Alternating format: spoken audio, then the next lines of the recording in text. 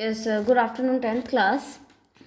तो कल हम लोगों ने एज ऑफ इंडस्ट्रियलाइजेशन चैप्टर शुरू किया, औद्योगिकरण का युग। और उसमें देखा कि औद्योगिकरण के बैकग्राउंड के बारे में पढ़ा हमने। प्रोटो इंडस्ट्रियलाइजेशन यानी प्राग औद्योगिकरण की बात की हमने, वहाँ के मर्चेंट्स की बात की। और हमने ये देखा कि किस तरह से गांव और टाउन का अच्छा लिंक बना हुआ था। और हमने यह भी देखा कि किस प्रकार से जो है वहाँ पे फैक्ट्रीज धीरे धीरे आ रही थी। नेक्स्ट है आज हमारा topic the pace of industrial change, औद्योगिक परिवर्तन में रफ्तार। देखो, अब हम इसमें औद्योगिकरण के इंडस्ट्रियलाइजेशन के we will learn the different phases. Okay, अलग अलग फेज में किस किस चीज का जो है डेवलपमेंट हुआ। In the first phase you can say in England, cotton was the leading sector in the first phase of industrialization up to 1814. You know that the industrialization was started in the England only, right? Then it spread to other parts of the Europe and then to America. Okay, so England में सबसे पहली starting ही आपकी industrialisation की शुरू हुई थी in the cotton sector, cotton industries till 1840. After 1840, the second phase of industrialization started. 1840 के बाद दूसरा चरण शुरू हो गया था अपने औद्योगिकरण का, with the expansion of railways in England and its colonies. The demand for iron and steel increased and iron and steel industry was leading. Second phase में कॉटन नहीं था, आयरन और steel industry major role play कर रहा था। Y? Because 1840s के बाद England और इंग्लैंड की कॉलोनीज में रेलवेज का एक्सपेंशन हुआ, जिससे कि आयरन और स्टील की डिमांड बढ़ गई और जिससे कि आयरन और स्टील की इंडस्ट्रीज और ज़्यादा डेवलप होने लगी। The new industrialists could not immediately displace traditional industries. So let me tell you, जो न्यू मॉडर्न इंडस्ट्रीज आ रही थी, उन्होंने एकदम से जो पुराने स्टाइल की इंडस्ट्रीज है, ट्रेडिशनल इंडस्ट्रीज, उसको उन्होंने बिल्कुल डिस्प्लेस नहीं किया।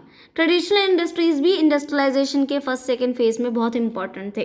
Textile was a dynamic sector and large portion of it was not produced in factories but outside. Textile सबसे ज़्यादा डायनामिक सेक्टर था उस टाइम पे, इंडस्ट्री था। और उस टाइम पे फैक्ट्री इतनी ज़्यादा, ऑफकोर्स फैक्ट्रीज आ रही थी, बट मैक्सिमम प्रोडक्शन उस टाइम पे कहाँ हो रहा था? फैक्ट्री के अंदर नहीं, बाहर, यानी कि घरों में हो रहा था। ओके, तो ये जो इंडस्ट्रियलाइजेशन में धीरे धीरे फैक्ट्रीज आने का सिस्टम था, वो बहुत स्लो प्रोसेस था। Many ordinary and small innovations led to the growth of traditional industries. In fact, वहाँ पे जो traditional industries थे, वहाँ पे ज़्यादा मायने रखता है बड़े बड़े inventions नहीं, वहाँ पे बहुत छोटे मोटे ordinary और small जो innovations थी, उसने traditional industries को बहुत ज़्यादा develop किया, help किया. Technological changes occurred slowly. The new technology was expensive and its repair was costly. और जो तकनीकी विकास हो रहा था, बदलाव हो रहे थे, जो टेक्नोलॉजिकल चेंजेस हो रहे थे, जो बड़े बड़े मशीन बन रहे थे, वो स्लोली हो रहा था। क्यों? क्योंकि न्यू टेक्नोलॉजी उस टाइम पे it was very expensive. Factory owners के लिए बहुत ज़्यादा एक्सपेंसिव था और उसको मेंटेन करना, उसकी रिपेयरिंग भी बहुत कॉस्टली थी। तो उन्होंने एकदम से नहीं लिया, वो बड़े कंसर्न होते थे कि क्या ये मशीन खरीदना है या नहीं खरीदना है। तो मैक्सिमम लोग नहीं खरीदते थे, उनको रिस्क फैक्टर ज़्यादा लगता था उसमें। इसका एक एग्जाम्पल दिया था, जैसे जेम्स वॉट ने न्यू कॉमन द्वारा बनाया गया जो स्टीम इंजन था, भाप इंजन था, उसको उसने इम्प्रूव किया। और मैथ्यू बोल्टन ने उसका नया मॉडल बनाया, ठीक है, मैन्युफैक्चर इट्स न्यू मॉडल, जो काफ़ी टेक्निकल था, बहुत ज़्यादा मॉडर्न था, एडवांस था, बट काफ़ी सालों तक उन्हें उस मशीन के बायर्स नहीं मिले, कोई खरीदने ही नहीं आया, क्योंकि that was very expensive. Next है hand labour and steam power, हाथ का श्रम और वाष्प शक्ति। In England labour was very cheap. देखो, उस टाइम पे जब इंडस्ट्रियलाइजेशन की स्टार्टिंग हो रही थी, लेबर इंग्लैंड में बहुत ज़्यादा चीप था, जैसे अभी के टाइम पे इंडिया में है, क्योंकि कई सारे लोग, so the industrialist did not want to introduce machine. उनको जब चीप लेबर मिल रहा है तो उन्हें महंगे मशीन्स खरीदने की ज़रूरत ही नहीं थी, तो कईयों ने लेबर यानी हैंड लेबर को ज़्यादा इंपॉर्टेंस दिया, ना कि मशीन को। Industrialist usually preferred hand labour rather than machine as they want labour seasonal. अब ऐसे बहुत सारे इंडस्ट्रीज होती हैं जो कि सीजनल उन्हें चाहिए होते हैं बंदे, लेबर। कुछ जो फैक्ट्रीज होती है वो गर्मियों में काम करती हैं, उनका सीज़न गर्मियों में होता है। कुछ फैक्ट्रीज ठंड में काम करते हैं, उनको सीजनल लेबर चाहिए था और उन्हें चीप लेबर चाहिए था। तो मुझे तो सिर्फ ठंड के लिए, फॉर एग्जांपल वगैरह, मुझे गर्मी के लिए चाहिए बंदे, तो वो गर्मियों में कुछ लेबर्स को बुला लेता था, काम करा लेता था, उसके बाद उसकी छुट्टी करता था, तो बाय बाय। ठीक है, उसको वो सस्ता पड़ता था, बशर्ते कि वो बहुत एक्सपेंसिव और बहुत महंगा जो है मशीन खरीदे, जो पूरे साल तो यूज़ होना नहीं उसे। ठीक है, also some products were only produced with hand labour. और इसके अलावा कुछ ऐसी चीज़ें भी थी जो सिर्फ हाथों से बनाई जाती थी और किसी चीज़ से नहीं, क्योंकि उसमें जो बारीकियाँ चाहिए होती है वो हाथों से होती है। और उस टाइम पे बहुत जो इंग्लैंड के एलीट क्लास होते थे वो हाथों से बनी चीज़ों को ज़्यादा प्रेफर करते थे। फॉर एग्जाम्पल अगर आप मार्केट में जाएंगे तो वो कई बार आप सूट या साड़ी लेने जाते तो वो कहते हैं ये हैंड वूवन है, ये हाथों से बनाई गई है, तो वो ज़्यादा एक्सपेंसिव होती है ना, तो इसलिए। लाइफ ऑफ वर्कर्स यानी मजदूरों की जिंदगी देखते हैं।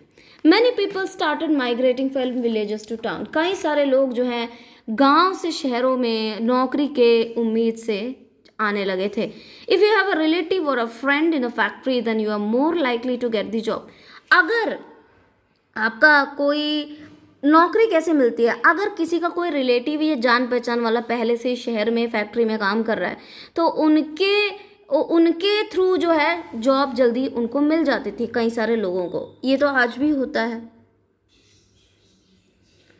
बट कई सारे लोग ऐसे भी होते थे जिनके पास कोई लिंक नहीं था, कांटेक्ट नहीं था। So but many waited for weeks to get job, spending nights under bridges और नाइट शेल्टर्स। कई सारे ऐसे लोग थे जिनके पास कोई कांटेक्ट नहीं था, तो वो गांव शहरों में जाते थे और अपना नाम रजिस्टर करते थे और वेट करते थे कब उन्हें कोई नौकरी मिलेगी, और उतने दिन वो भूखे प्यासे ब्रिज के नीचे या नाइट शेल्टर्स में अपना दिन गुजारते थे। Due to the seasonality of many works, many workers returned to countryside after winter or looked for odd jobs. तो और कई सारे काम मैंने अभी थोड़ी देर पहले बताया सीजनल होते थे, सीजनली चाहिए होता था।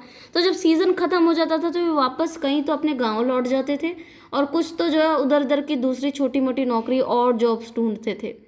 The fear of unemployment made workers hostile to new technology. उसके ऊपर से जो न्यू टेक्नोलॉजी, नए तकनीक और जो नई मशीन्स आ रहे थे उससे वर्कर्स और ज़्यादा इनसिक्योर हो रहे थे कि वो कहीं बेरोज़गार ना हो जाए, अनएम्प्लॉयमेंट ना हो जाए। क्यों? क्योंकि मशीन जब आते हैं तो लोगों की ज़रूरत कम पड़ती है। मान लो पहले एक बंदा 10 बंदे एक काम को करते थे, अब मशीन आ गया है, 10 बंदों का काम वो अकेला मशीन करेगा और उसको एक बंदा चाहिए, तो बाकी 9 लोग तो अनएम्प्लॉयड हो गए ना। तो इसलिए कई लोगों को तो गुस्सा था इन कई सारे नए मशीन जो इंट्रोड्यूस कर रहे थे फैक्ट्रीज में। When spinning jenny was introduced in woollen industry many woman attacked it. For example, जब स्पिनिंग जेनी एक मशीन है स्पिन करने के लिए, स्पिनिंग जेनी जब वुलन इंडस्ट्री में इंट्रोड्यूस हुई तो कई सारी लेडीज़ जो पहले हाथ से बुना करती थी उनको गुस्सा आया और वो अनएम्प्लॉयड हुए, तो और उन्होंने उन मशीन्स पे अटैक किया और उसे तोड़ दिया। Okay, after 1840s building roads, tunnels, railways, drainage, etc. gave employment to many people. 1840s के बाद नेक्स्ट जो आपको पता है फेस इंडस्ट्रियलाइजेशन का अगला चरण औद्योगिकरण का शुरू होता है। उसमें ट्रांसपोर्ट इंडस्ट्री बहुत ज़्यादा डेवलप करती है, राइट। उसमें रोड्स, रेलवेज और टनल्स और ड्रेनेज वगैरह जो है अच्छे से बनने लगे थे, जिससे कि कई सारे लोगों को रोज़गार मिला। तो नेक्स्ट फेज़ में जो है ट्रांसपोर्ट इंडस्ट्री बहुत सारे लोगों को एम्प्लॉयमेंट प्रोवाइड कर रही थी।